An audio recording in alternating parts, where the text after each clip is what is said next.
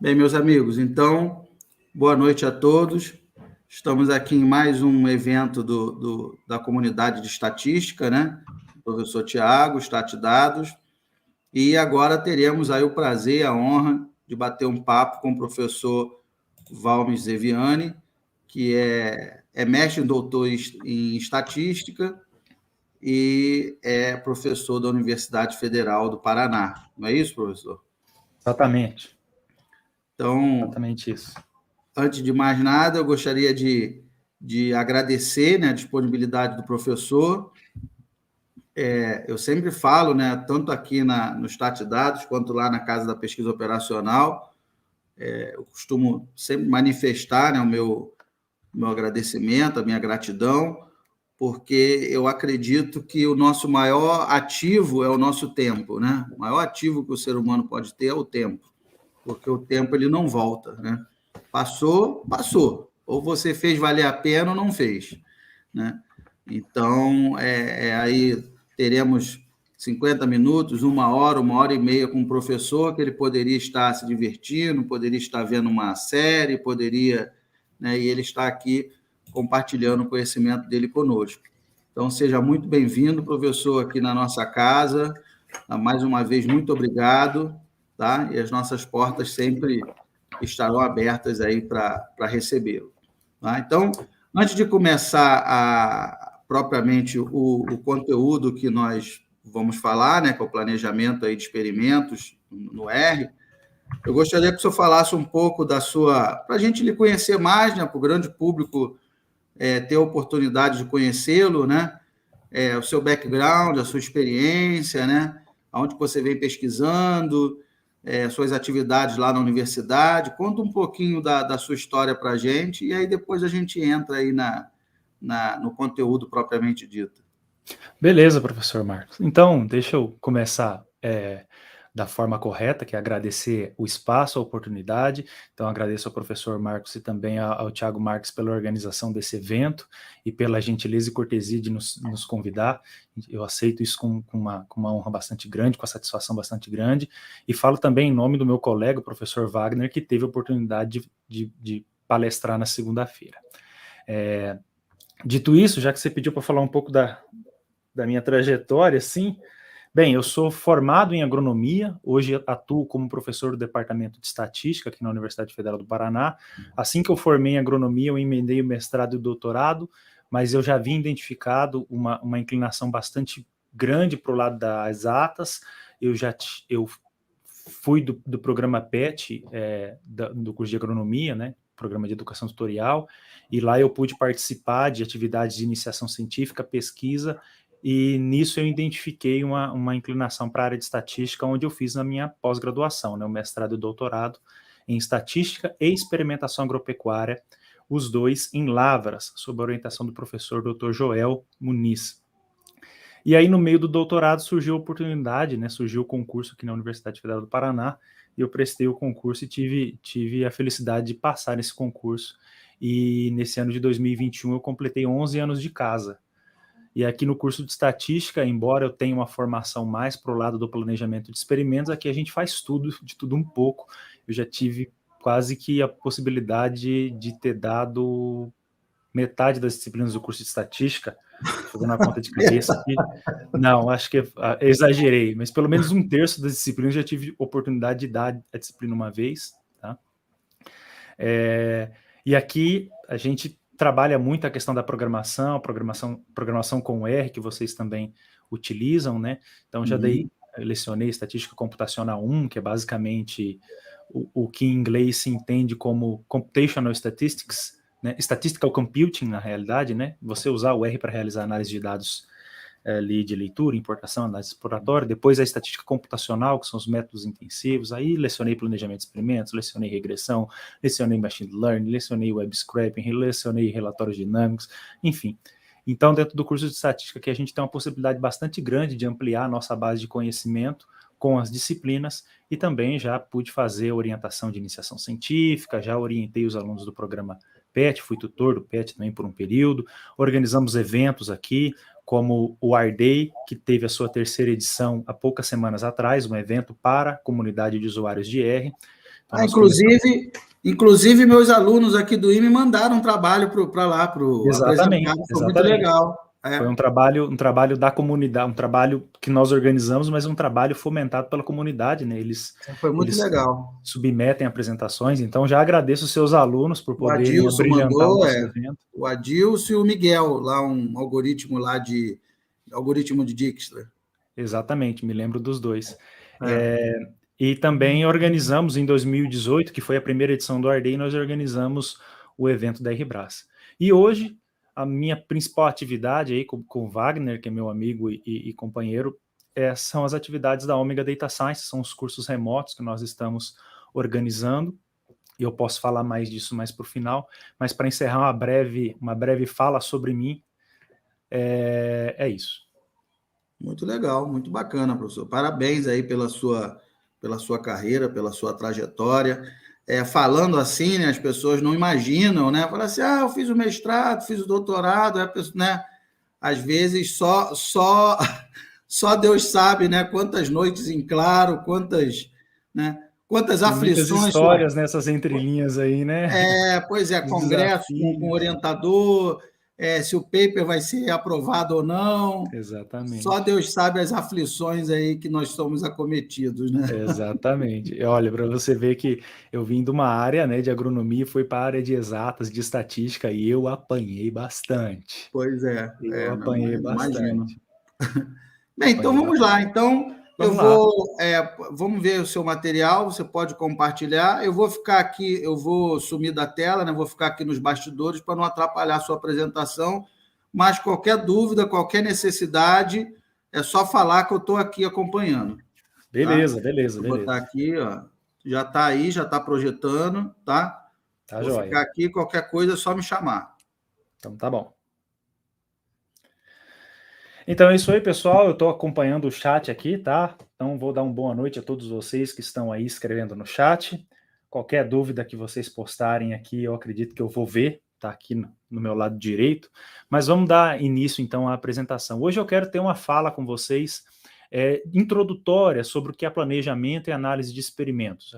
Acredito que a grande maioria de vocês já tem uma noção, já tem inclusive feito uma análise de variância, analisado experimentos simples ou até mesmo se deparado com experimentos mais complexos, e eu quero dar uma ideia unificada do que são esses, o que rege, quais são as premissas que nós temos, quais são os princípios da experimentação. E eu também vou colocar depois um outro conjunto de slides que vai ter um pouco de pacotes no R que a gente pode utilizar para fazer essas análises de experimentos de forma mais fácil.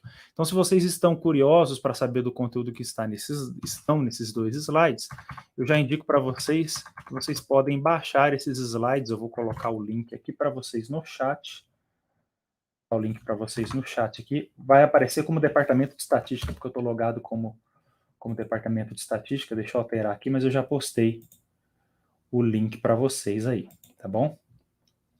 Com esse link você baixa os slides que eu vou utilizar nessa apresentação, beleza? Então, baixados os slides, você pode dar uma olhada aí, e se por acaso eu precisar andar um pouco mais rápido com o conteúdo dos slides, você tem a segurança de ter todo o conteúdo aí com você, tá bom?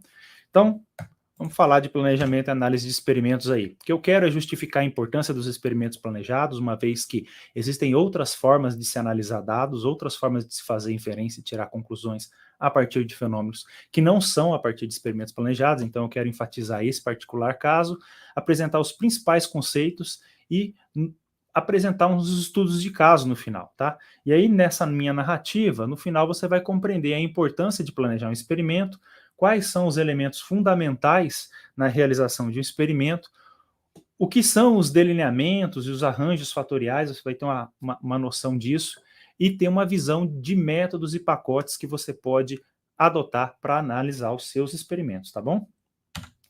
Então vamos lá. Todas as áreas do conhecimento, com mais ou menos intensidade, fazem experimentos para poder avançar o conhecimento que a gente tem na ciência. Então a gente quer, por exemplo, determinar qual que é o efeito do cigarro, do uso prolongado do cigarro na saúde humana, qual que é o efeito de medicamentos na cura de uma doença, qual é o efeito de uma ração, de um hormônio, ou de condições de instalação, no crescimento de aves,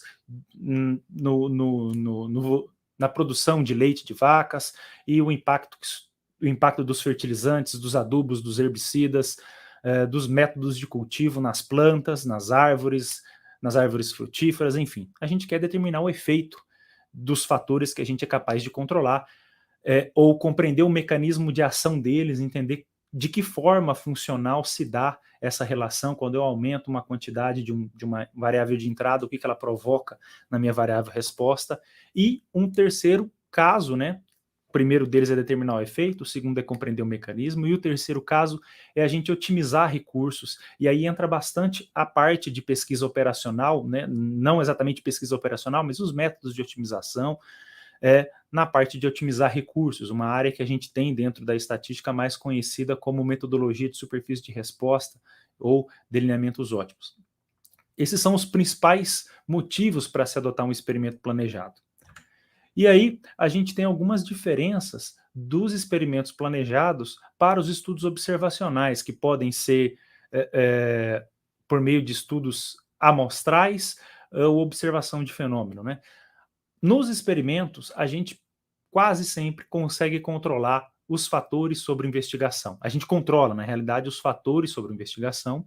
A gente tem um certo controle sobre os fatores externos à nossa investigação, que não são do interesse do nosso experimento ou da nossa pesquisa, mas que a gente consegue controlar. Como, por exemplo, se eu estou fazendo um experimento de nutrição animal, eu vou controlar aquilo que eu dou para os animais, né? A ração, por exemplo. Mas eu tenho certo controle sobre o ambiente onde eles estão instalados, né? Então eu controlo a questão da temperatura, eu controlo a questão da luminosidade, eu controlo uma série de outros fatores que garantem mais precisão nos meus resultados no final das contas, tá? Então a gente controla fatores externos, tem mais controle sobre as condições de contorno, e a gente pode, por conta disso, né? Estou falando aqui estou justificando com poucas palavras, mas por conta disso a gente consegue fazer inferências sobre relações causais, coisa que em outros cenários a gente não pode fazer imediatamente ou precisaria utilizar um arsenal estatístico apropriado para fazer afirmações de relações causais, tá? Então os experimentos, eles são vantajosos por conta disso, a gente consegue afirmar relações de causa, e isso tem um preço, obviamente, que é o experimento ser corretamente delineado, corretamente conduzido e corretamente analisado para que a gente possa fazer essas conclusões, tá? Então, os experimentos, os mais simples são experimentos comparativos, que a gente compara diretamente um tratamento contra o outro, como, por exemplo, duas formas de cultivo, plantio direto e plantio convencional, tá? Ou duas épocas de cultivo, duas formas de colher. Então, esses experimentos, o mais simples experimento é o experimento com o intuito de comparar dois ou mais tratamentos, e a gente precisa tomar uma série de cuidados, né, olhar para os princípios da experimentação para que a gente possa fazer esses experimentos de tal maneira que essa comparação possa ser feita de forma bastante direta, de forma bastante imediata, tá? E o que nós vamos ver aqui dentro dos principais conceitos de experimentação são essas questões que tornam os experimentos um ferramental viável para a gente fazer essas afirmações de causa, comparar, compreender o mecanismo de ação e otimizar uma determinada resposta em função das suas variáveis de entrada, tá? Então, esse desenho aqui, né, essa ilustração mostra basicamente a estrutura de um experimento planejado. No experimento planejado nós temos os fatores ou tratamentos, que são as variáveis de entrada que a gente tem controle sobre, e nós modificamos os seus valores para verificar se isso provoca um resultado diferente na resposta. Nós aplicamos esses fatores ou tratamentos naquilo que nós chamamos de unidades experimentais. Que Professor, ser... Sim? Desculpe interrompê-lo, deixa eu só fazer aqui, o pessoal está comentando, o link que você mandou não chegou. Não sei se... né, você pode me mandar pelo WhatsApp? Eu te mandei, né, o meu número, e aí eu consigo mandar aqui no chat pelo StreamYard. Mando aqui no chat privado aqui do StreamYard, ó, tá no chat privado aí para você. Foi. Beleza? Eu tentei mandar novamente, acho que agora foi. Tá bom, vou colocar. Beleza. Obrigado, professor Marcos. Obrigado por terem falado aí, pessoal. Obrigado. Então, retomando, eu falei que os fatores ou tratamentos são o que nós aplicamos, e nós aplicamos isso nas nossas unidades experimentais, que podem ser parcelas no campo agrícola, podem ser pacientes que recebem diferentes medicamentos, diferentes cirurgias, diferentes tratativas. E por último, e isso é extremamente importante, nós temos a forma com que nós designamos para as unidades experimentais que tratamentos elas vão receber. Tá? E esse método de designação é um ponto-chave naquilo que define um delineamento experimental. Então, o delineamento experimental é definido pela combinação dessas três coisas. Tá?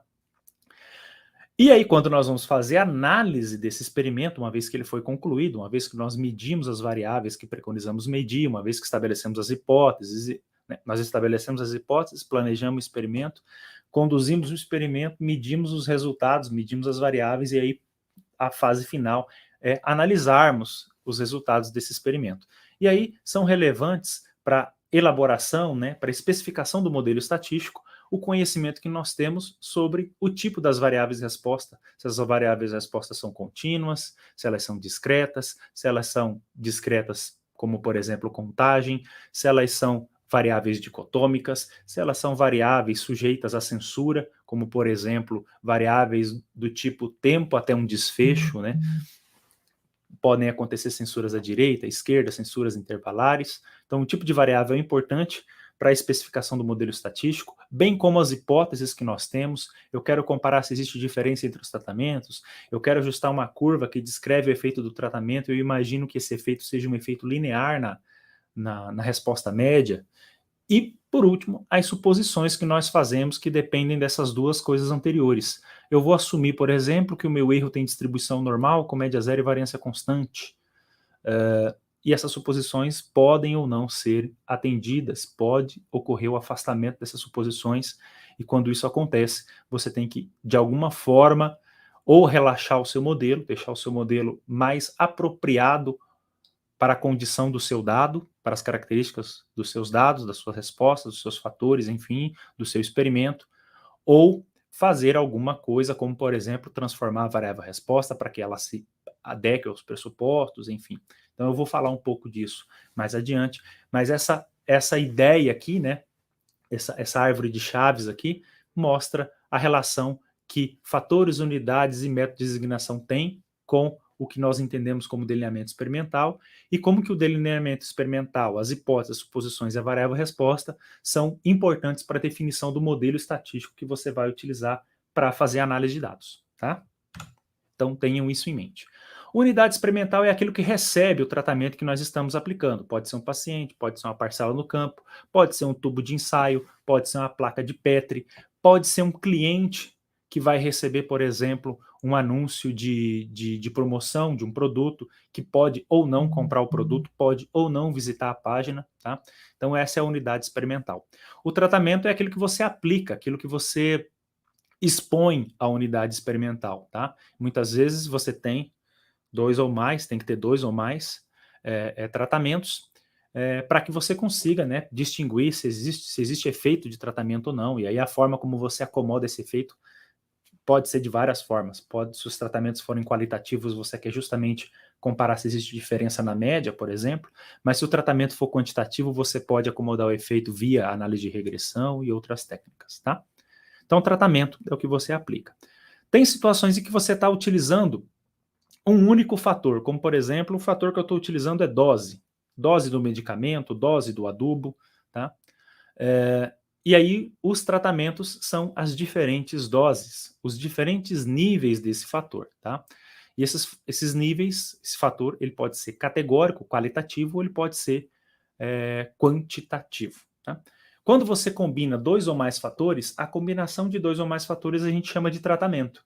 Então, por exemplo, imagina que as minhas unidades experimentais sejam pacientes e eu esteja avaliando um medicamento para dor de cabeça, um medicamento que a prescrição é: tome um comprimido de 8 em 8 horas, tome 2 comprimidos de 4 em 4 horas, 2 comprimidos de 8 em 8 horas ou um comprimido de 4 em 4 horas. Você tem dois fatores: a quantidade de comprimidos que ele toma e o intervalo de tempo. Então, dois fatores, e aí quando você combina quantidade de comprimido com intervalo de tempo, você forma um tratamento. E nesse caso, que eu comentei, nós teríamos 4 tratamentos. 1 ou 2 comprimidos, vezes de 4 em 4 ou de 8 em 8 horas, formando, portanto, 4 possibilidades, 4 tratamentos que nós vamos sortear para os nossos pacientes. Um grupo vai receber cada um desses 4 aí, tá? Já comentei, nós temos fatores categóricos ou qualitativos e fatores quantitativos ou métricos. Basicamente, um vai estar naturalmente em uma escala numérica e o outro não pode ser representado em uma escala numérica de forma imediata, tá? O interessante é notar que quando você tem um fator quantitativo, você é capaz de acomodar o efeito desse fator de mais maneiras, né? Como, por exemplo, imaginar que o efeito dos níveis é linear sobre a resposta média, ou que o efeito dos níveis é não linear, ou que o efeito dos níveis é, por exemplo, linear segmentado, e assim por diante. Enquanto que quando o fator é categórico, o que resta, o que predomina é você comparar um nível contra o outro, né? Já que não existe a possibilidade de você representar o efeito a partir de uma função, porque função é uma função sempre numérica, tá? Aqui estão alguns exemplos de unidades experimentais, né? Experimentos farmacológicos, por exemplo, utilizam a cobainha de laboratório. Experimentos na engenharia, por exemplo, utilizam corpos de prova, que são massas de concreto, né? Objetos feitos de concreto para, por exemplo, verificar a resistência desse concreto à pressão, por exemplo. A gente tem em agronomia plantas em vasos ou plantas em parcelas no campo. Na zootecnia são os animais. Na fitopatologia, na microbiologia, são placas de Petri, onde se cultivam e crescem ali micro-organismos. A gente também tem outro exemplo aqui de engenharia, que é o tempo de duração, tempo de vida de uma lâmpada. Nós temos os experimentos aí que os educadores físicos fazem, né? Dieta, carga, volume, intervalo de tempo entre sessões, ganho de massa muscular, resistência muscular, ganho de força e tal. São as diferentes unidades experimentais, cada uma delas em um determinado contexto aí para vocês entenderem um pouco mais o que é uma unidade experimental, tá? Tem situações em que é muito difícil definir o que é uma unidade experimental. Então, deixa eu colocar para vocês um contexto bastante simples aqui. Eu quero verificar o efeito da qualidade da água no desenvolvimento de peixes, tá? Se a água ela é transparente, se existe diferença entre peixes que estão sendo mantidos em uma água transparente, se eles se desenvolvem melhor, do que peixes que estão sendo mantidos em uma água mais turva, um pouco mais suja, podendo até mesmo ser contaminada de alguma forma. O interesse é verificar se existe diferença disso, por exemplo, na reprodução dos peixes, tá? Ou na saúde dos peixes, em algum critério lá que você estabeleça.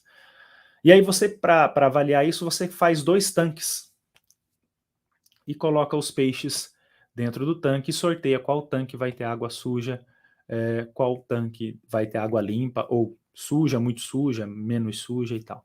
Após 30 dias, você retira os peixes ao acaso, e nesse exemplo aqui que está escrito no slide, é um exemplo que você vai contar lesões na pele do animal, né, nas escamas ali, enfim. A pergunta é, qual que é a unidade experimental? É o peixe que você capturou e vai contar as lesões nele? Ou a unidade experimental é o aquário, ou é o tanque, onde esses peixes estavam com a água contaminada? Tá? Qual dos dois é a unidade experimental? Então, já que a gente não pode interagir por voz aqui, eu já vou acelerando e respondendo. A unidade experimental é aquela onde você casualizou o tratamento. O tratamento que a gente está comentando é água limpa e água suja, tá? E esse tratamento você casualiza para um tanque inteiro. Todos os peixes do mesmo tanque estão sob a mesma condição. Não tem como você separar eles dentro do tanque. A água do mesmo tanque é igual. Então, você casualizou o nível do seu fator qualidade da água para os tanques. Os tanques são as unidades experimentais. E o peixe que você tirou lá de dentro, e você pode tirar mais de um, porque você colocou uma populaçãozinha para viver ali, o peixe é a unidade amostral. É sobre o peixe que você mede as características relevantes e que estão ligadas à tua hipótese. Mas a unidade experimental é o tanque. Portanto, é mais importante para a qualidade do seu experimento, para a qualidade das suas inferências, que você tenha mais tanques do que poucos tanques com muitos peixes dentro. Por que isso? Porque isso vai ao encontro de um conceito que eu vou falar mais para frente, que é o da casualização e da repetição. Se você tiver apenas 2 tanques, um com água suja e outro com água limpa, pode haver confundimento desses níveis com uma única repetição, com um único representante, um único tanque de cada. Isso pode estar confundido com outros fatores que você não controlou e que passaram despercebido, tá? Eu vou melhorar ou deixar essa definição mais clara na frente. Mas esse tipo de situação é comum e é por isso que eu trago aqui nos meus slides. Então, tem muitas vezes que você casualiza um tratamento a galinha que come a ração, mas você está fazendo as medidas no ovo da galinha. Quer ver se a espessura da casca do ovo aumentou ou não, se a cor da gema melhorou ou não, e assim por diante, tá? Mas o ovo não é a unidade experimental, o ovo é a unidade amostral onde você fez as medidas. Um pé de laranja, você faz adubação no pé de laranja, você colocou adubo no tronco ali do pé de laranja, mas você está medindo um galho com 3 frutas para ver o teor de sacarose das frutas, tá? Você, por exemplo, casualiza o método de ensino a uma sala de aula inteira e você vê o desempenho de alguns alunos. Então, todos os alunos da mesma sala estão sujeitos ao mesmo sistema de ensino, as mesmas provas e assim por diante, tá? Então, essa é a diferença de unidade experimental e unidade amostral. Isso é importantíssimo de ser reconhecido, porque isso tem impacto na forma como nós especificamos o modelo e na qualidade, na adequação das nossas inferências, tá? Quando você confunde as coisas, você acaba analisando o experimento errado e é levado a conclusões equivocadas. Bom? Então é isso. Os princípios do planejamento experimental são 3, né? Como colocado ali nos livros que a gente geralmente tem no curso de agrárias, né? O primeiro deles é o da aleatorização, que é muito importante, porque a aleatorização elimina ocorrência de vieses sistemáticos, tá? Então, por exemplo, imagine que você vai cultivar em uma área agrícola como essa, onde essas regiões mais verdes são regiões mais férteis. Se você tem, por exemplo, 2 cultivares e você vai sortear aqui para essas 8 parcelas, pode ser que, pelo sorteio, 4 caiam aqui. Na realidade, essa coisa do sorteio das 4 cair aqui é o conceito de blocagem que eu vou falar anteriormente. O que eu quero dizer é que você não pode colocar de forma sistemática. Vou colocar todos os As aqui e todos os Bs, porque geograficamente fica fácil para mim, fica um grupo do lado de cá, um grupo do lado de cá, fácil de orientar as minhas medidas e tudo mais. Você não pode fazer isso de forma sistemática, porque você vai estar, por exemplo, beneficiando uma cultivar, porque ela vai cair numa região mais fértil do que a outra. Você tem que casualizar, tá? De forma aleatória, distribuir os tratamentos a essas parcelas, para que evite-se influência sistemática presente ali, que talvez você percebeu ou não percebeu, mas é importante você fazer isso sempre de forma aleatorizada, tá? Quase sempre as nossas unidades experimentais, em muitos contextos, as nossas unidades experimentais, elas não são uniformes. Elas podem apresentar gradientes de variação em relação a algumas das suas características. Eu estou colocando esse exemplozinho dos animais aqui, porque como eu leciono muito mais para alunos de agrárias, isso aqui faz muito mais ligação com as coisas que eles conhecem, tá? Esses animais estão com cor diferente aqui, com a tonalidade variando, para indicar, por exemplo, que a idade deles é diferente. E aqui eles são grupos contemporâneos também diferentes, como, por exemplo, filhos da mesma mãe. E por serem filhos da mesma mãe, compartilham parte da genética e devem responder a estímulos ambientais de forma bastante semelhante. Então, a gente tem ali um gradiente de idade ou um gradiente de peso nesses animais e grupos de animais que são da mesma família, né? E tem uma semelhança genética bastante grande. Quando isso acontecer, você tem que tomar providências para acomodar esta variabilidade já existente nas suas unidades experimentais, para evitar que ela comprometa as fontes de variação que você deseja estudar, tá? Como, por exemplo, eu quero estudar ração. Se uma ração, uma proteína de milho é melhor que uma proteína de soja para o crescimento dos animais. Mas se eles já têm peso diferente e são de grupos diferentes, cuidado para você não fazer um experimento de tal forma que as coisas fiquem confundidas. Eu não sei se ele cresceu mais porque ele comeu proteína de milho ou se ele cresceu mais porque ele era magrinho, e aí, como ele era magrinho, quando você forneceu proteína, logo ele cresceu, tá? Lendo comentários aqui, Ronaldo Câmara colocou: nos modelos de delineamentos experimentais é levado em conta um plano amostral complexo? É comum usar planos amostrais complexos? Não usamos esse nome, planos amostrais complexos, mas nós temos delineamentos experimentais complexos, multinível, por exemplo, onde nós precisamos, em muitos casos, utilizar modelos mistos, modelos de efeitos aleatórios, para acomodar essa estrutura hierárquica de casualização, tá? Então a gente tem os delineamentos complexos também, que são aí o paralelo aos planos amostrais complexos, tá? Então você pode ter amostra dentro da parcela, parcela subdividida, medida repetida no tempo, são todas questões que complicam a análise do experimento e fazem com que a gente precise de métodos estatísticos mais apropriados para analisar isso aí. Tá? Então, o objetivo da aleatorização é reduzir esse efeito sistemático aí dos fatores não controlados. Isso é muito importante para fazer com que fatores não controlados não se misturem ou não causem variação, não confundam ou prejudiquem as comparações que nós vamos fazer, tá? O segundo princípio é o princípio da repetição. Por que a gente precisa repetir? Por que você precisa ter várias unidades experimentais que recebem o mesmo tratamento e não apenas uma? Porque você precisa conhecer a variabilidade existente na característica.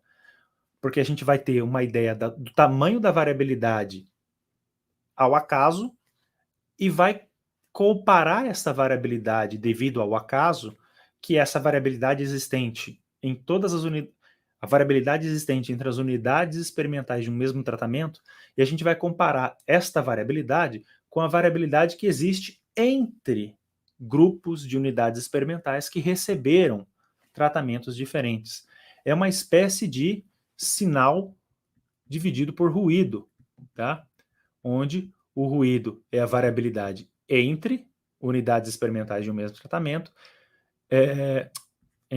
dentro de unidades experimentais de um mesmo tratamento e entre unidades experimentais de tratamentos diferentes. Com base nesse raciocínio é que a gente vai, por exemplo, derivar as expressões para o teste das hipóteses de efeito de tratamento e tal, que compõem lá o quadro de análise de variância, tá bom? Mas a ideia é fazer essa relação sinal-ruído. Quanto menor o ruído, mais chances de você detectar um sinal.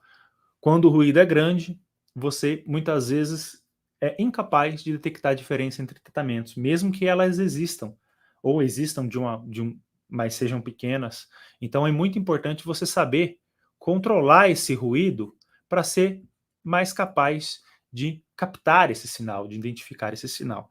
E aí que entra o nosso terceiro ponto, que é o controle local, tá? O controle local tem o objetivo de reduzir esse erro experimental que pode existir ou por estar associado, por exemplo, a outras fontes sistemáticas de variação. Então, nessa figura das galinhas aqui, as cores, o tom de cor da galinha, a gente tem um tom marrom mais claro, um marrom mais escuro, um cinza, e aí um cinza mais escuro aqui. É como se fossem 4 grupos de galinhas, né? Uma galinha carijó, uma galinha de diferentes raças, por exemplo, ou galinhas de diferentes idades, ou galinhas de diferentes quintais, ou de proveniências de diferentes locais. E aqui dentro dessas galinhas eu também tenho a coloração que muda, e essa coloração, por exemplo, está indicando a idade da galinha, ou o peso dessa galinha, tá? Estou usando as cores aqui para identificar uma segunda característica. O que a gente tem que fazer, então? compor grupos homogêneos de galinhas, o mais homogêneo possível. Aqui já está o mais homogêneo possível nessa organização que eu estou colocando aqui, né? A gente já tem um grupo de uma coloração bem próxima entre elas, outro grupo de uma coloração bem próxima, outro grupo de uma coloração bem próxima, outro grupo. Existe variabilidade aqui dentro, existe, mas aqui eu não consigo mais separar em grupos mais homogêneos, tá bom? Então a gente tem aí o controle local. Existem várias técnicas que compreendem controle local. Um deles é os ensaios cegos. Ou seja, o ensaio cego é muito comum em medicina, muito comum em ensaios clínicos no geral, o paciente não sabe que tratamento ele está recebendo, não sabe que ele está tomando placebo, não sabe que ele está tomando um medicamento novo, ele não sabe dessa informação. Até porque, por que ele não sabe? Porque muitas vezes isso muda a atitude dele em relação ao tratamento que ele está sendo submetido. Se ele sabe que ele está tomando um placebo, ele pode ser pessimista, não ter os cuidados alimentares, e por isso ele pode vir a ser prejudicado, né? A saúde dele pode ser prejudicada, porque além dele estar no placebo, ele não está comprometido com a sua saúde. Então a gente tem os ensaios cegos simples, que o paciente não sabe, e a gente tem o cego duplo, que nem o paciente, nem o médico que avalia ele sabem que tratamento que ele está recebendo. O médico não sabe porque muitas vezes, se o médico souber, né, estou falando médico aqui, mas o clínico, seja ele de psicologia, de enfermagem, de fisioterapia, se souber, pode ser subconscientemente inclinado na avaliação, né? Pode viesar a avaliação do clínico, a avaliação que ele faz sobre o paciente. Aí a gente tem a blocagem, que é muito comum em experimentos agrícolas, mas também comum em experimentos clínicos, e a bordadura. Essa é bastante comum em experimentos agrícolas. A bordadura consiste de, ao você ter uma parcela no campo, você não colhe toda a parcela, você colhe só o meio da parcela, porque a borda é influenciada por fatores externos. É influenciado pela parcela vizinha, que, por exemplo, recebeu mais adubo, é influenciado por essa outra parcela, que, por exemplo, é uma parcela de outro experimento e foi cultivado com alguma cultura que causa alelopatia, enfim, né? Então a bordadura tem uma espécie de cinturão ali de proteção, forma uma borda de proteção. E por último, a gente fazer replicagem, tá? Não é repetição, é replicagem. Você vai medir alguma característica, você faz várias subamostras dentro da parcela. Vai medir a altura média de plantas. Ao invés de você pegar uma planta só, mede mais 5, tira a média. Vai fazer análise de solo, ao invés de tirar uma amostra de solo só, que pode ter sido comprometida, por exemplo, por um formigueiro, por alguma coisa local ali, você faz uma amostra composta. Mistura várias amostras de solo, faz uma amostra composta, como que tem a ideia de ser uma espécie de média, né? Você misturou várias porções de solo, homogeneizou, é como se fosse um solo médio, né? Em outras palavras, tá? Então, o controle local é uma coisa muito importante, e o bom experimentador é aquele que sabe quando e como fazer controle local, tá? Pessoa que tem experiência com o fenômeno, com aquela área, que vai saber de que forma ele pode reduzir variabilidade por meio de técnicas de controle local. Tudo isso junto formam os princípios da experimentação. Aqui eu tenho um exemplo para ilustrar para vocês. Vou fazer um experimento de nutrição animal. Eu tenho esses animais à disposição. Eu utilizei essas figurinhas porque acho que fica fácil de todo mundo entender, tá? Não quero aqui de nenhuma forma negligenciar questões éticas sobre experimentos com pessoas e com animais. Eu sei da importância disso e não estou aqui dizendo que esses experimentos são feitos de toda e qualquer forma. Existe toda uma questão ética ao se fazer experimentos com animais e com pessoas, enfim, até mesmo quando você aplica questionários, dependendo da situação do que se pergunta no questionário, você tem que ter a aprovação do comitê de ética, tá? Então não quero aqui, de forma alguma, passar a impressão de que esses experimentos podem ser feitos de qualquer forma. Existe um comitê de ética de cada área que é responsável por avaliar se o experimento está dentro da ética, tá bom? Mas, voltando aqui, eu tenho esse conjunto de animais, eu reconheço que existe muita variabilidade neles, essas cores aqui indicam características que mudam de um animal para outro, então minha tarefa é blocar. Eu vou criar grupos de animais parecidos entre si, o mais parecido entre si. Formei esses grupos. E aí, a esses grupos eu aplico o tratamento. No caso, o tratamento está indicado por esse retângulo de cor azul aqui. Quanto mais clarinha a cor, quer dizer que é uma dose menor de medicação, ou de ração, ou de proteína, ou de alguma característica, de algum fator. E quanto maior é o nível desse fator. Então, foi casualizado. Ó, a galinha que teve um maior nível aqui foi esse, nesse outro foi esse, nesse outro foi esse. E aí está feito o meu experimento. Depois de um certo tempo, dependendo do que eu vou medir, eu avalio esses animais e tiro as conclusões sobre as hipóteses que motivaram a realização do experimento. Tá? Experimento agrícola é muito comum a bordadura. Então, eu tenho aqui a ilustração de um experimento com parcelas de milho. Foram aplicados 4 tratamentos, A, B, C e D, estão aleatorizados aqui dentro. Nós temos 3 blocos, o bloco 1, o bloco 2 e o bloco 3. E aí, na hora de colher esse milho, eu não vou colher da parcela inteira, todas as plantas, eu vou colher só a parte central das parcelas, porque eu imagino que essa parte central está livre da influência de parcelas vizinhas. Então, esse é o conceito de bordadura. Tá? E aí, por último, um quadro resumo, né? Aleatorização, equilibrar o efeito de fatores não controlados. Sempre vão existir fatores não controlados. A questão é se eles são identificáveis e você é capaz de alguma forma, administrá-los ou controlá-los ou evitar o seu efeito de forma forte, assim. E aí você reduz esses vícios, tá? E o equilíbrio que a aleatorização causa, né? O equilíbrio que, ao fazer a aleatorização, você está evitando o efeito sistemático de fatores não controlados. Mas essa eliminação do efeito sistemático é probabilístico, né? Quando você fizer 1000 experimentos, em média, não está havendo viés, mas em um único experimento pode acontecer. É por isso que você pode, por exemplo, adotar técnicas de controle local para fazer com que não haja tanto vício assim, né, em um único experimento. Repetição é para aumentar a precisão das nossas estimativas, né? Visa a gente estimar a variabilidade dentro de unidades experimentais e entre unidades experimentais. Esse é o conceito-chave. Todos os modelos estatísticos vão estar utilizando essa mesma ideia por trás. Não importa se é modelo linear, linear generalizado, modelo misto, modelo não linear, não importa. A ideia sempre é a mesma, tá? E a gente precisa, no caso, estimar o erro experimental para que associemos as nossas estimativas, erro experimental, né? Saber fazer intervalos de confiança e derivar todas as nossas inferências a partir disso. Um importante conceito que você deve estar sempre ligado que é o que é repetição e o que é pseudo-repetição. A pseudo-repetição é quando você considera uma unidade amostral como sendo uma unidade experimental, ou seja, considerar que os peixes dos meus tanques são repetições verdadeiras, quando na realidade elas são unidades amostrais e não unidades experimentais.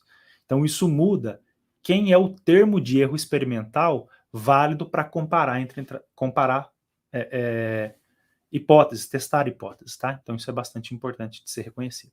E o controle local são as técnicas que você vai utilizar para melhorar as condições de condução e avaliação do seu experimento, visando sempre reduzir erro experimental e reduzir viés.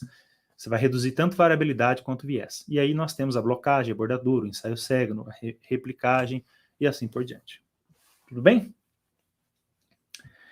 Então, nós falamos aqui sobre os princípios da experimentação e agora nós vamos falar sobre fatores experimentais. Deixa eu dar uma olhadinha no meu relógio aqui, uma olhadinha no chat para ver se a gente está prosseguindo bem.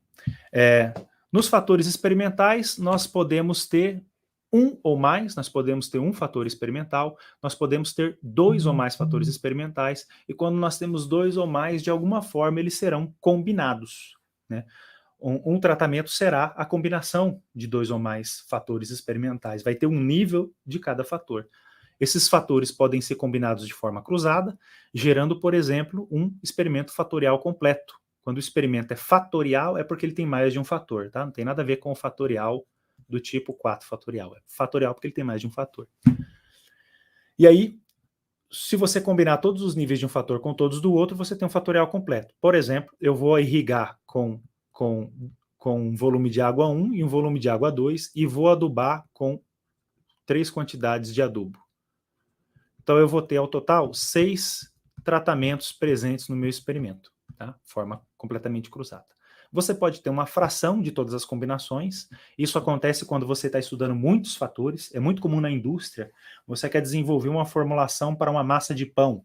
Influenciam a massa de pão, o fermento, o ovo, a farinha, o açúcar, a temperatura. E aí você quer saber de que forma esse bolo cresce melhor, cresce mais rápido ou fica mais macio no final. Como são muitos fatores, quando você multiplica todos os níveis de um pelos níveis do outro, pelos níveis do terceiro, pelos níveis do quarto, o número de combinações é muito grande, o número de tratamentos é muito grande. E você pode, via estatística, né, via delineamento experimental, definir uma fração de todas as combinações para ser estudada. Essa fração não é ao acaso que você determina, tem todo um estudo de confundimento, enfim, para determinar essa fração. Confundimento é um termo que a gente vai ficar mais claro. Eu não vou entrar mais em detalhes disso hoje, mas tem a ver com os confundimentos que você permite acontecer, ou que você deseja que aconteçam, para não haver outros confundimentos que são indesejáveis. E você tem o último caso, que é o incompleto. Ele pode ser incompleto porque você perdeu isso aqui, perdeu uma determinada parcela, ou porque você tem um fatorial completo e tem alguns tratamentos adicionais. Isso é muito comum, muito comum. Você está estudando, por exemplo, 2 níveis de irrigação com adubação, e a sua testemunha é aquela que não tem nem irrigação e nem foi adubada. Então, é uma condição sem benefício de adubação ou benefício de irrigação, por exemplo. Então, você tem um fatorial com um tratamento adicional, tá?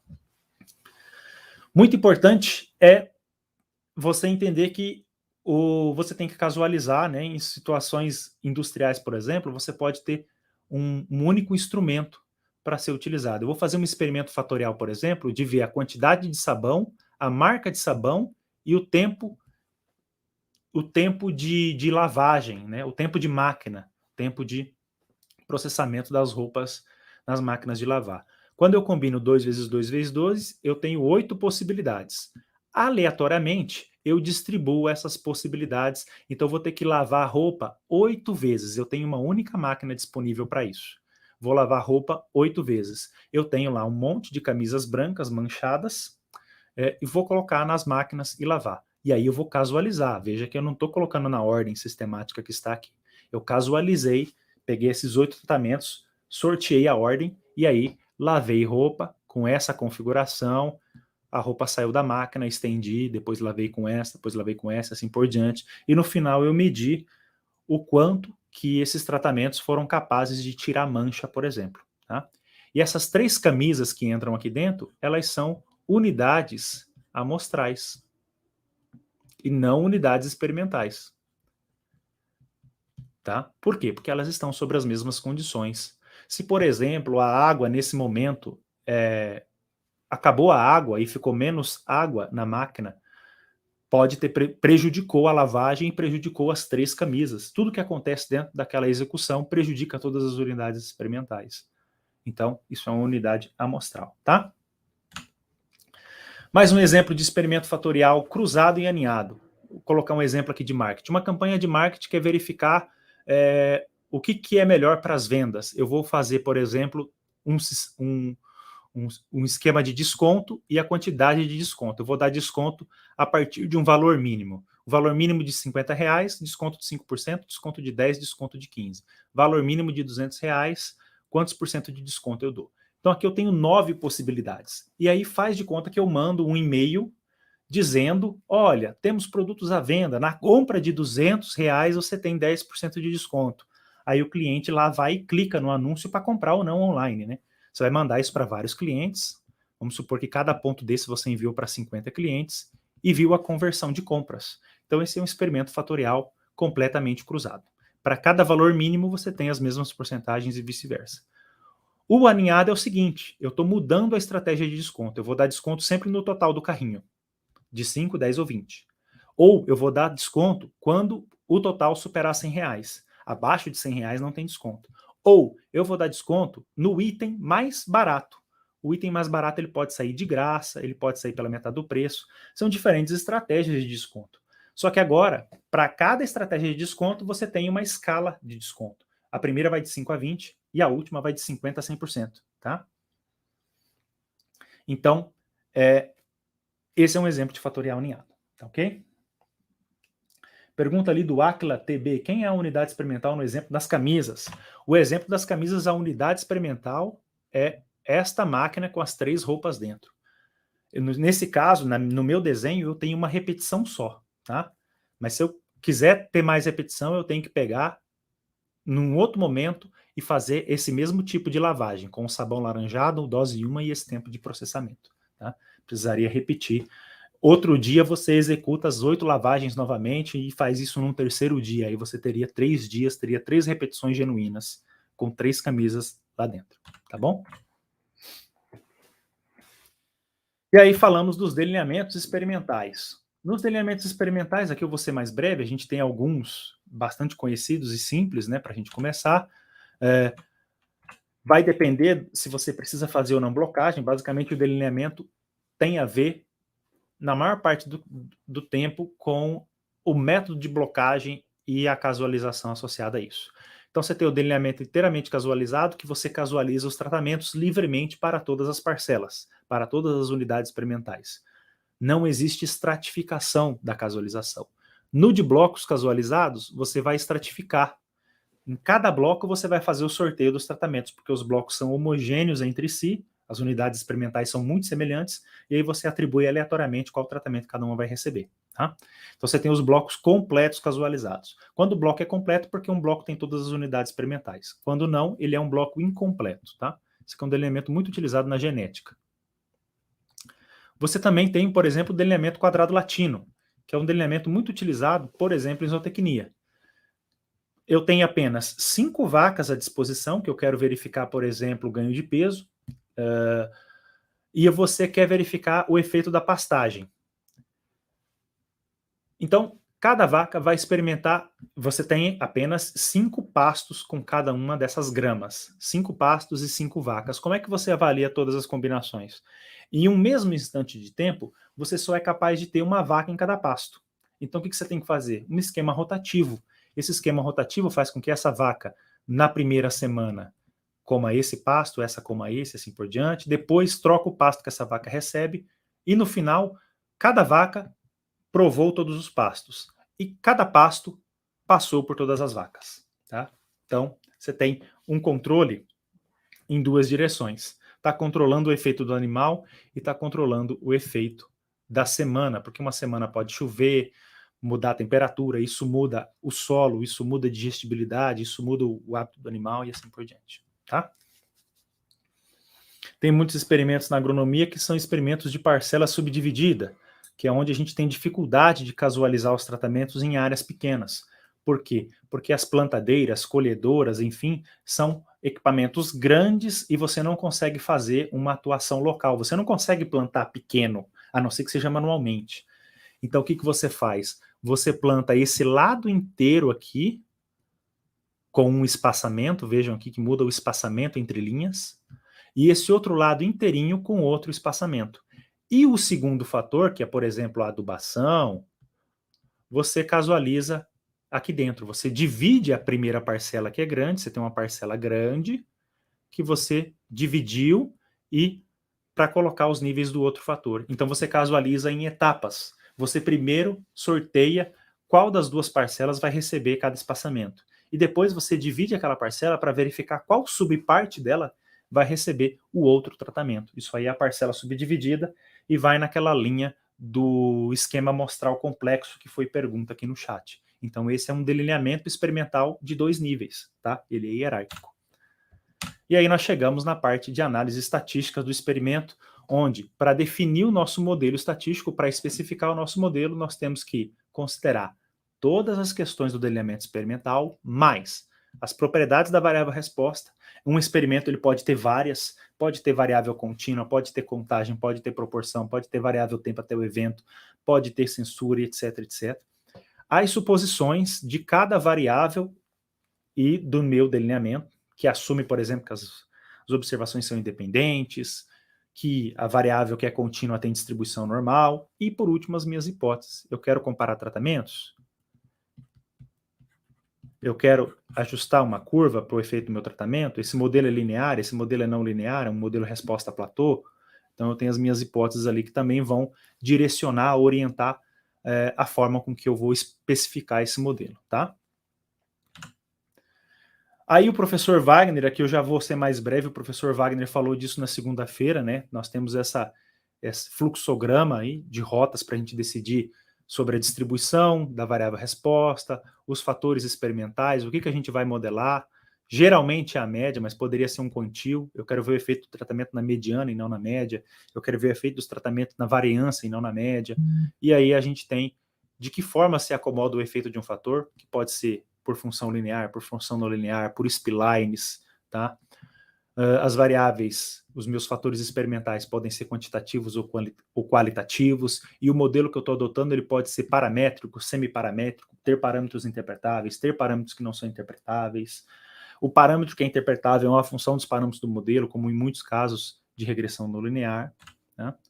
E essas figuras o professor Wagner mostrou também. Isso aqui é uma ilustração do que é um modelo de regressão linear que assume distribuição da variável aleatória como distribuição normal. O que é o modelo beta, que assume um modelo para variável entre 0 e 1, tá? O beta vai entre 0 e 1, que assume uma distribuição beta para variável aleatória. O que é o modelo de distribuição Poisson, que é para dados de contagem, que assume uma distribuição de Poisson? O que é o modelo que assume uma distribuição binomial? Veja que aqui, diferente do anterior, ali as variáveis aleatórias são contínuas, você tem uma função de densidade. Aqui as variáveis aleatórias são discretas, você tem uma função de probabilidade, tá? Elas estão na vertical aqui, elas estão rotacionadas, né? Geralmente a gente faz um histograminha aqui, mas é porque a distribuição é indexada pela variável x que a gente tem aqui. A distribuição muda com o valor de x, tá? A gente tem o caso em que os fatores são qualitativos, então cada tratamento vai ter uma média. A gente tem o caso em que o meu fator é quantitativo, então eu posso imaginar que existe uma função que eu posso estimar a partir de alguns pontos nos quais eu avaliei a resposta. Tem modelo linear e tem modelo não linear. E aí a gente pode ir para uma série de estudos de caso, tá? Eu vou deixar os estudos de caso também, eles estão no outro conjunto de slides, que eu vou fazer ele rapidinho aqui para a gente não alongar muito, porque eu quero falar um pouco dos pacotes que a gente pode estar utilizando para análise de experimentos, para dar a vocês uma visão bastante integrada de análise de experimentos. Deixa eu minimizar esse aqui. Lembrando que os slides estão disponíveis para vocês baixarem. Eu coloquei o link ali no chat, o Thiago também colocou, o professor Marcos também colocou, tá? Então, a gente tem o link ali. Aproveitar que essa transição de uma apresentação para outra também para falar que nós estamos com um curso aberto aí, disponível, para começar dia 26 de outubro, um curso de 6 encontros, que vai começar dia 26 de outubro e vai até dia 11 de novembro, que é um curso de introdução à ciência de dados com aplicações em R, tá? Então, se você tem interesse, é um curso totalmente gratuito, totalmente online. Visite o endereço omegadatascience.com.br, tá na capa, clica na imagem, que você já vai lá para a Simpla para poder fazer inscrição nesse evento, inscrição completamente gratuita. Então, nesse curso, você que não sabe R, está no começo, está mudando de carreira, indo para a ciência de dados, vai ser um curso que vai te dar ali as ideias, vai te ensinar programação, o básico da programação em R e um pouco de análise de dados com a linguagem R, tá bom? Então, acessem omegadatascience.com.br e se vocês não nos seguem ainda nas redes sociais, sigam no Instagram, @omegadatascience.com.br também. Já fiz o jabazinho, vamos aqui para esse novo conjunto de slides para falar agora dos pacotes que podem te auxiliar e irão te auxiliar bastante na análise de experimentos. Beleza? Então, parte disso aqui já foi falado, tá? E agora eu vou falar dos pacotes que facilitam a vida na hora de analisar experimentos. Lá, deixa eu dar uma olhadinha aqui, recomendo a leitura do material complementar, beleza. Valeu, Eric, por recomendar. Maior parte dos experimentos, maior parte dos softwares também que analisam experimentos, eles estão sempre possuem recursos para analisar os experimentos aí com resposta gaussiana, resposta normal, experimentos que são balanceados, cujos efeitos são ortogonais entre si, são homocedásticos, têm independência entre unidades experimentais, maioria deles com termos de efeito fixo ou com regressão polinomial. Isso aqui é o que você mais encontra. Eu diria que 90% dos softwares estatísticos fazem a análise de experimentos nessas condições. são bastante simples de usar, muitos deles com interface gráfica. Eu poderia aqui mencionar, por exemplo, o Sysvar, que é um excelente software feito pelo meu querido professor lá de Lavras, professor Daniel Furtado Ferreira, tá? Existem muitos outros também semelhantes a ele, tá? Mas que eu conheço mais de ter utilizado é o Sysvar. Nessas situações, o que a gente pode utilizar no R? Pode utilizar o pacote agrícola para fazer os testes de média, como por exemplo Tukey, SNK e outros. A gente pode utilizar o Scott-Knot para fazer o teste de agrupamento de médias de Scott-Knot. O pacote ESP10, excelentíssimo pacote ESP10, que também facilita bastante a análise de experimentos nessas condições, tá?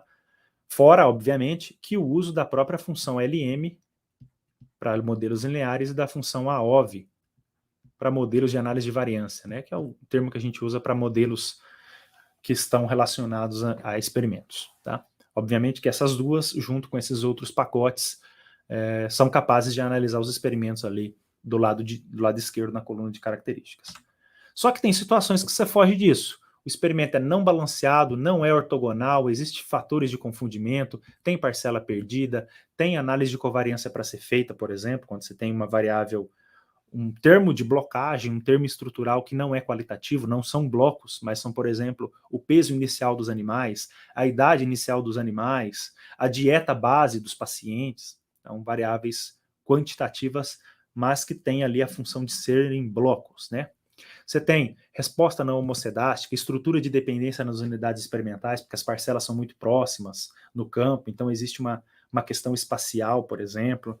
Existe, por exemplo, experimentos que você faz com pacientes que são da mesma família, então existe uma dependência genética. O que você observa em um irmão deve ser muito parecido com o que observa no outro, porque são da mesma casa, comem a mesma comida, tem os mesmos hábitos, enfim, tem a mesma genética, que é o mais importante, né? Você tem respostas que são não gaussianas, como GLM, análise de sobrevivência. Tem situação que você tem que entrar com termo de efeito aleatório, porque o seu experimento é multinível, tá? Tem situação que você tem que entrar com regressão não linear, ao invés das regressões polinomiais, porque faz mais sentido e torna tudo mais interpretável. Então, essas são a série de condições que vão estar dentro dos 10% aqui, que não são feitos por esses softwares, tá? Como é que a gente resolve isso? Se você manjar LM, AOV e GLM, já resolve problemas de análise de experimentos dentro da família exponencial de distribuições, com erros independentes, né? Independência entre observações e termos de efeito fixo. Você já resolve com isso aí. Ou seja, daqueles 10%, você já matou mais uns 5% só sabendo essas três. Para efeito aleatório, você pode usar NLME e LME4. O NLME também vai mexer um pouco com regressão não linear. Para análise de sobrevivência, que é muito a parte de ensaios clínicos, tem o pacote Survival, que implementa os modelos não paramétricos e paramétricos de análise de sobrevivência. Para modelos não lineares, você tem a função NLS do pacote básico, mais o pacote NLS2, mais o pacote NLS-Tools, que fornece ali um conjunto de ferramentas para você fazer inferência em modelos não lineares, ajuste e inferência em modelos não lineares, inclusive utilizando Bootstrap, Monte Carlo, Jackknife, que são técnicas de inferência baseadas computacionalmente intensivas, tá? Para modelos semiparamétricos, você tem o pacote Splines, MGCV, GAN. Para modelo de regressão quantílica, você tem o QuantReg. Então, dentro do R, você vai conseguir fazer a análise do experimento, seja ele qual for, com parcela perdida, com estrutura de dependência, com resposta não gaussiana, com termo de efeito aleatório, com modelo não linear para as variáveis quantitativas, tudo isso junto e misturado. Então, você vai para um novo nível de maturidade na sua competência em relação à análise de experimentos e é capaz de analisar experimentos da forma mais apropriada, do jeitinho que a cartilha pede, né? Sem precisar ficar fazendo aproximações, sem precisar ficar, por exemplo, passando transformação em variável discreta para atender pressupostos. Você pode analisar com GLM. Você não vai precisar imputar a parcela perdida para poder analisar com experimento balanceado, porque você consegue analisar experimento desbalanceado sem problema, tá? Você não vai precisar ficar aplicando polinômio quando você precisa utilizar um modelo não linear. Você vai ser capaz de analisar o experimento com modelos não lineares. E por aí vai, tá? Então, só para mostrar algumas possibilidades. Outros pacotes que são muito úteis para a gente trabalhar com isso são esses aqui, Dubai, Contrastes, Gmodus, Multicomp, EM, Means e Cars. esse conjuntinho de 6 pacotes aqui, principalmente o MMINS, que é o que eu estou mais utilizando ultimamente, resolvem muito a vida quando a gente quer comparar, fazer contrastes, fazer comparação múltipla de hipóteses, tá? Então, o uso coordenado desses pacotes com as funções anteriores vão permitir que você faça o estudo detalhado, por exemplo, de comparações de médias, o usual Tukey e suas variações, mesmo para experimentos desbalanceados, mesmo para experimento de análise de sobrevivência, GLM e tudo mais. Todas essas outras classes de experimentos podem ter comparações múltiplas de média e talvez você não sabia, tá? Então, com esses pacotes aqui, você consegue fazer comparação múltipla de média em GLM, em sobrevivência, em modelo não linear, em parâmetros de modelos não lineares, tá? Tudo isso é possível e eu não falo sem, obviamente, já ter feito uma vez cada uma dessas coisas, tá? Então, nos links que estão por vir aqui, tem links para várias análises que eu fiz, onde você vai encontrar exatamente a materialização disso que eu comentei. Uma comparação múltipla de médias e um GLM, um desdobramento de uma interação em um modelo de sobrevivência, e assim por diante, tá? Outros pacotes interessantes aqui para a gente gerar relatórios, Knitr, R-Markdown, o ggplot para fazer gráficos, tá? O EquationMatic para escrever a equação a partir do seu objeto ajustado lá, você ajustou um LM, qual que é a equação do modelo? O EquationMatic consegue escrever essa equação em LaTeX para a gente, para estar dentro do nosso relatório. Então é bastante interessante. E aqui nós temos uma série de estudos de caso, ó. Desdobramento de interação em fatorial duplo, análise de fatorial com um tratamento adicional, análise de experimento fatorial com 2 tratamentos adicionais. Essas são as matérias no meu blog que mais tem acesso, tá? A análise de tratamento de experimento fatorial com 1 e com 2 tratamentos adicionais. São as matérias do meu blog que mais tem acesso. O blog Ridículas, que há muito tempo eu não escrevo nele, mas ainda assim fiquei feliz desses dias entrar e ver que tem bastante acesso ainda, tá? Comparações múltiplas em modelos lineares generalizados, em análise de sobrevivência, em modelos mistos. Então tá aqui, tem um link para cada um deles. Você vai ver como é que a gente faz lá. Análise de covariância, superfície de respostas, modelos não lineares, comparações de parâmetros em modelos não lineares, a gente pode fazer, tá? Quero comparar se a assíntota de um tratamento difere do outro. Quero comparar se a taxa de crescimento de uma curva difere da taxa de crescimento de outra curva, tá? E aí a gente fecha com uma série de repositórios pessoais aqui que tem análises de dados, além dos links que eu já passei, tá?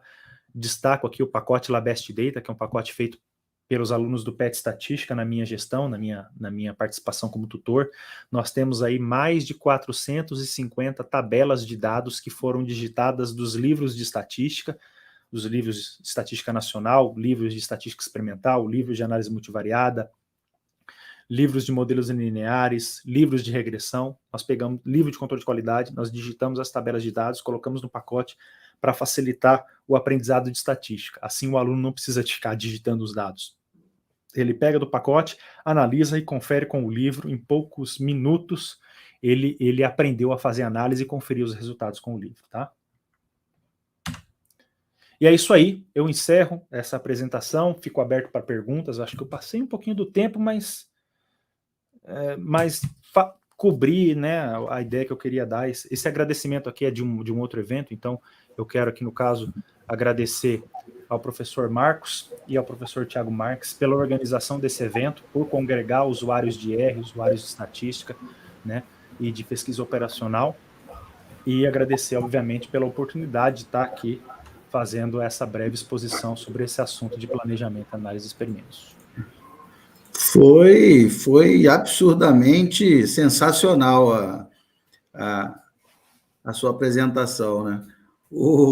Teve uma que até comentou, né? Vou colocar aqui, ó. O Eric tem mais de 20 horas de aula de graduação e pós-graduação em pouco mais de 1 hora. Capaz. Mas é verdade. Essas dicas aí que você deu, rapaz, vale mais que dinheiro, pô. Porque fico feliz. Porque cada pacote desse que você mostrou, às vezes a gente descobre, né? Mas depois de muito quebrar a cabeça, depois de muito pesquisar, né? Aí você fala com um, fala com outro, tira a dúvida e tal, aí você acaba descobrindo aquele pacotezinho Isso depois de ter passado por um monte de pacote bugado, um monte de pacote que não dá um bom resultado.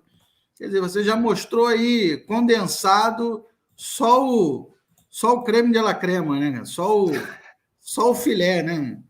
Então, quer dizer, isso aí não tem preço. Isso aí foi coisa que foi surgindo com o tempo e tal. Em 2008, quando eu comecei com o R ali, né? Fazer análise de certos experimentos era uma tarefa árdua, assim. O pessoal do R era sempre provocado pelo pessoal do SAS. Falar, o R não faz análise de experimento desbalanceado, né? Era o que eu mais ouvia. Eu falava, mas não pode, mas não é o software, né? É a teoria que tá. Às vezes a questão de faltar estar implementada. E a coisa no R foi amadurecendo. Eu tive a felicidade de aprender muitas dessas coisas, a teoria, antes mesmo de terem sido implementadas no R. Então eu fazia análise de alguns experimentos com um monte de função manual que eu tinha lá, e fiquei muito feliz que quando as implementações saíram, os resultados bateram e tudo. Então a gente já bateu cabeça em bastante situação para poder dar conta da análise de alguns experimentos complicados, né? Que parte da minha formação vem justamente de ter esse privilégio de auxiliar pesquisadores na condução, na análise dos seus experimentos, e com isso vem junto o aprendizado aí para situações não tão convencionais que a gente só vê nas situações convencionais, que é o que a gente acaba vendo mais na universidade. Aí aquelas situações não tão convencionais a gente só vê quando o problema é cabeludo e aparece para a gente, né? E é o que eu sempre falo, às vezes você mostra uma listinha dessa de pacotes, às vezes você mostra um artigo que você descobriu ou que você mesmo escreveu, e aí, assim, às vezes as pessoas têm uma impressão, né? Legal, poxa, mas só que, na verdade, aquele slide que você mostrou com aquela listinha é fruto de anos de pesquisa. E você, né? É o que você falou aí, eu não estou indicando nada que eu não tenha utilizado, né? Então, quer dizer, quando você fala que utilizou, na verdade, você levou meses ali fazendo experimento, planejando, analisando os resultados para ver, né? Enfim, como é que os dados se comportam. Então, isso tudo dá muito trabalho, né? Dá muito... E você está proporcionando isso aí de maneira, né? É isso que eu acho muito bacana, né? Deixa eu ver aqui. Você já meio que já foi tirando as dúvidas já ao longo da apresentação, né? Então, já... Pessoal muito carinhoso, eu fico muito contente. Pessoal, sempre manifestações positivas, muito obrigado. Eu fico muito feliz com a participação de vocês. Deixa eu ver aqui. O link a gente já mandou. Deixa eu ver se escapou aqui alguma pergunta que ainda temos aí um tempinho. Da apostila, já foi. Uma pergunta ali do Wagner sobre como o professor lida com a crítica de desconfiança quanto ao uso do R por ser um software não homologado como um Stata SAS ou SPSS. Essa coisa eu encaro como uma coisa bastante controversa, porque existe tanta gente por trás do desenvolvimento do R ali, tanta gente que olha o código um do outro, tanta revisão pelos pares, né?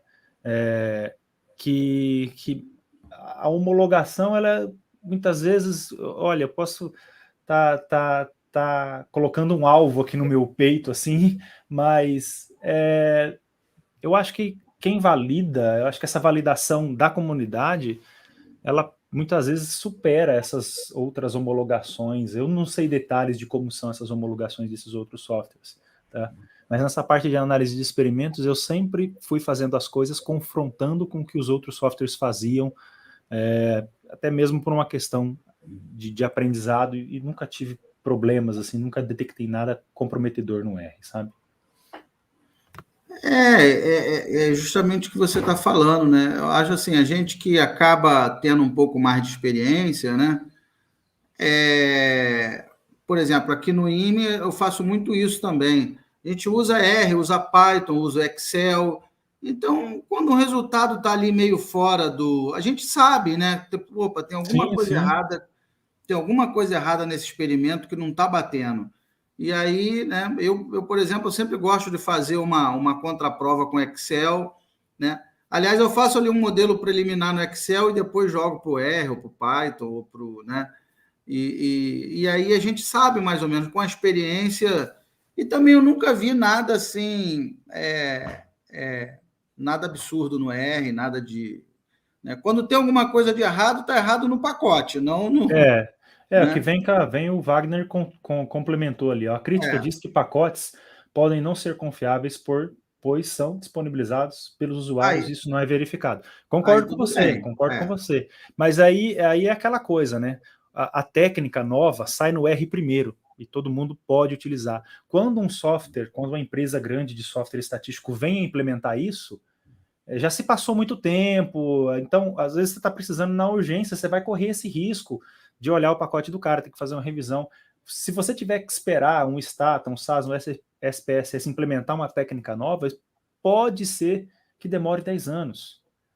Até que você tenha um conjunto de usuários que necessitem daquela técnica, naquele mercado que aquele software serve, etc. e tal, para que eles implementem, homologuem, o tempo já passou e quem usou o R já fez, já está com o artigo publicado e tudo mais. Já resolveu o seu problema. Já resolveu o seu problema e se identificou que a coisa não funciona, troca mensagem com o desenvolvedor e aí a gente sai, né?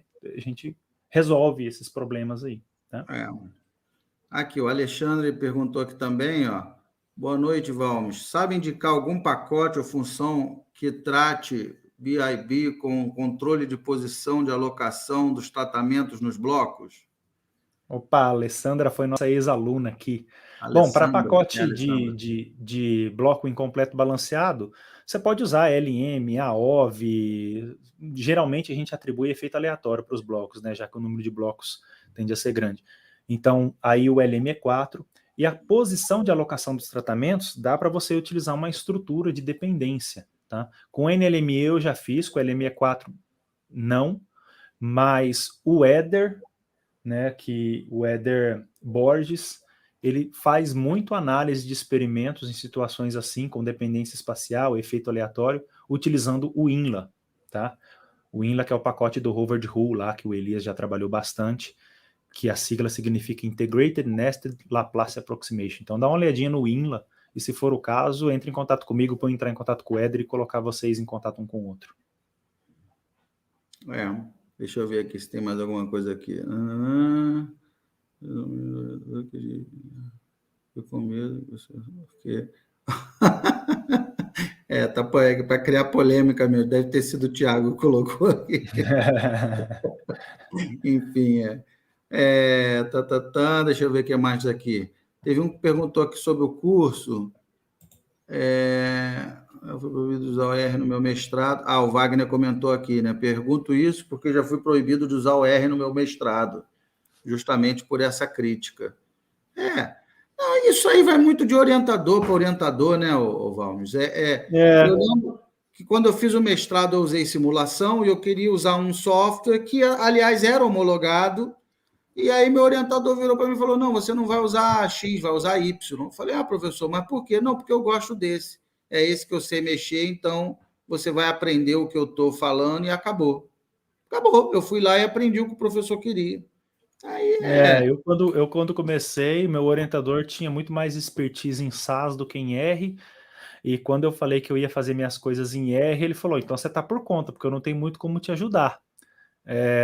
Eu falei, então tá bom. Eu me viro aqui e tal, entregando o que precisa ser entregue, tá valendo? Tá valendo. Ele não colocou restrições, ele só falou, olha, o meu auxílio diminui um pouco, porque R é novo para mim e tal. E deu tudo certo. Tem professor que é mais aberto, né? Assim como você está falando, né? Que é mais... Ele vê até como uma oportunidade de aprender, né? Novas ferramentas, novos softwares, e tem outros que não, né? Tem outro, não, só uso isso aqui, é isso aqui que você vai usar. Ok, né? Tá.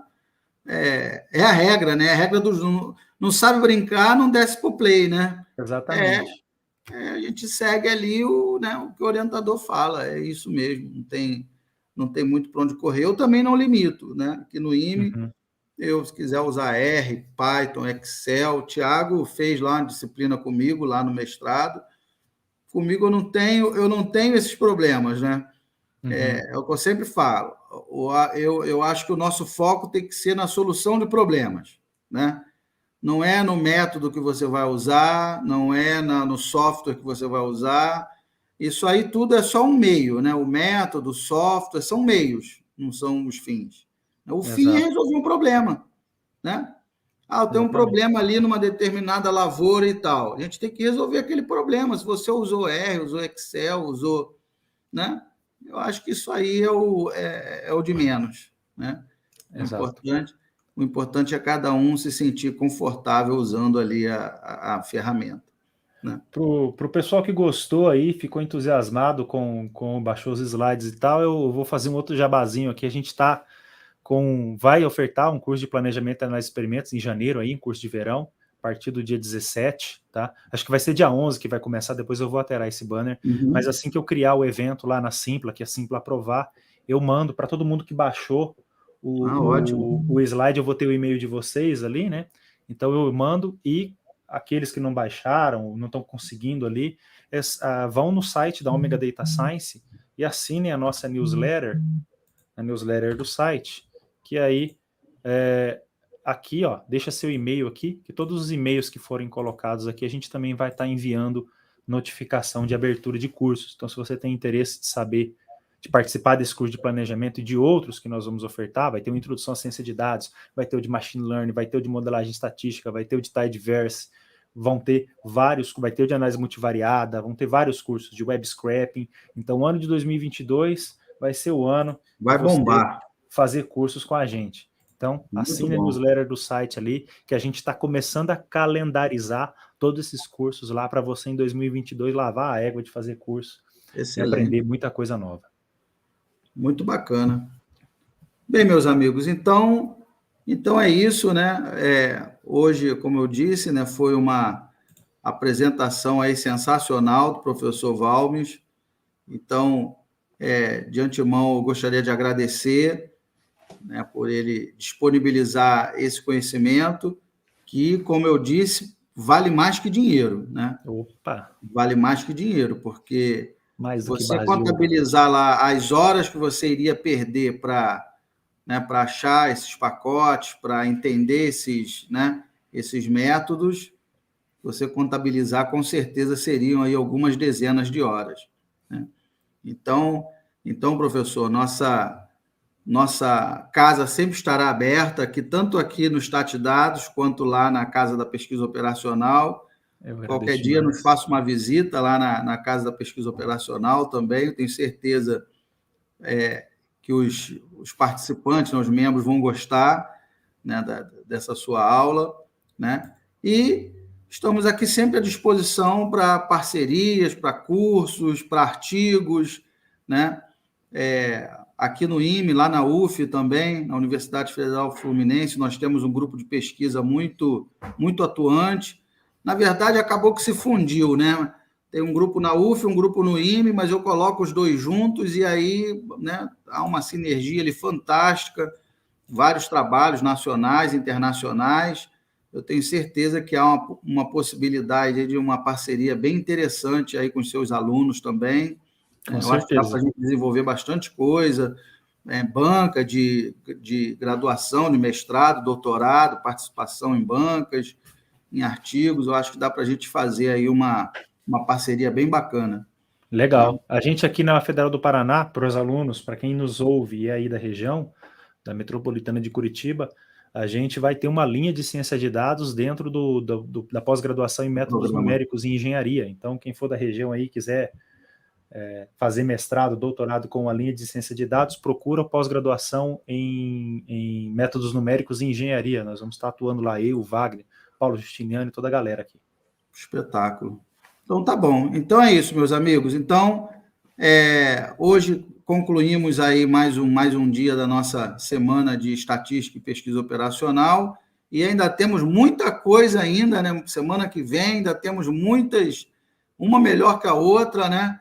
Ainda temos muito material aí bacana por vir, tá? Então, boa noite a todos. Professor, obrigado mais uma vez. Boa noite, fiquem com Deus. Valeu.